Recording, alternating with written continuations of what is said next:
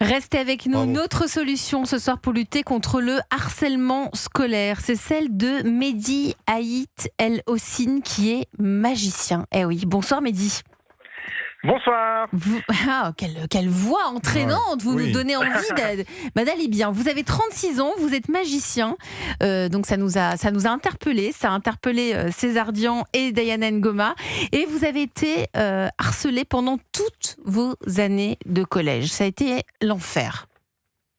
Oui, ça a été très compliqué. J'ai été harcelé, moi, de la 6e à la 4e. J'ai redoublé ma 5e à cause de ça. Donc oui, ça a été très dur. Ça a été très dur, mais vous avez fait de ces difficultés une force, puisque vous êtes devenu magicien, et vous utilisez j'ai envie de dire, ce talent pour lutter contre le harcèlement, notamment le harcèlement scolaire, je crois, à travers des spectacles, où vous faites passer des messages, il y a quelque chose de ludique, il y a quelque chose d'interactif. Est-ce que vous pouvez nous en dire un peu plus ? Bien sûr. Alors, mon spectacle s'appelle Le Magicien Ose. Et en fait, j'interviens pour parler de mon vécu, ce qui m'est arrivé. Je témoigne du harcèlement que j'ai vécu de la 6e à la 4e. Et je ponctue ça par des tours de magie, des expériences magiques sur le sujet. Donc, je parlais des émotions avec un Rubik's Cube pour bien comprendre comment ça se passe, les émotions quand on est harcelé, et qu'on peut être aidé grâce à l'empathie.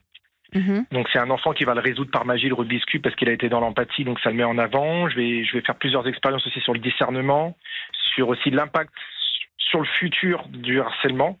Parce que moi j'ai un énorme manque de confiance en moi et d'estime de moi, et je suis pas devenu magicien pour rien, parce que je suis devenu j'ai été victime de harcèlement scolaire en fait.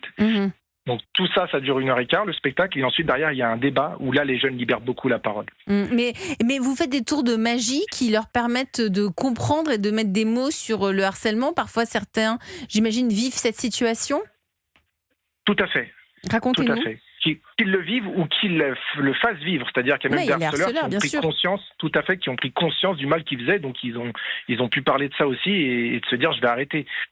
Mais vous faites quoi vous faites quoi comme type de tour qu'on comprenne ? Alors, je vais vous expliquer un des tours. Si vous voulez, comme je vous ai parlé tout à l'heure du Rubik's Cube, pour moi, un Rubik's Cube résolu, ça représente notre Rubik's Cube émotionnel. C'est-à-dire, quand c'est résolu, on est capable de comprendre les émotions. Quand on a la joie, on sait que c'est de la joie. Quand c'est de la colère, on sait que c'est de la colère, etc. Quand on est victime de harcèlement scolaire, et là je montre des feuilles qui représentent des Rubik's Cube mélangés, je dis on est complètement sans dessus-dessous. On perd pied, on n'arrive plus à comprendre nos émotions, on ne sait pas ce qui nous arrive, on ne sait pas pourquoi on ne va pas bien, pourquoi le matin on n'a pas envie d'aller en cours, pourquoi on a mal au ventre.